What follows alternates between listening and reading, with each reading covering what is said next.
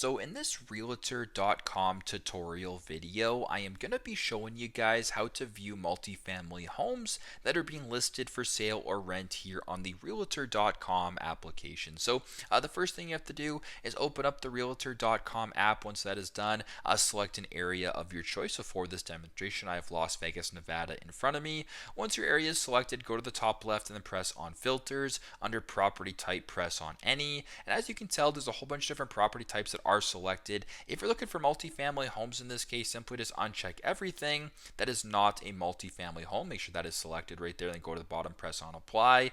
Now, when you're looking for listings here, only the ones that are considered multifamily homes will appear on the search and on the map in front of you. So super simple, super straightforward. But this is how to view multifamily homes here on the realtor.com application.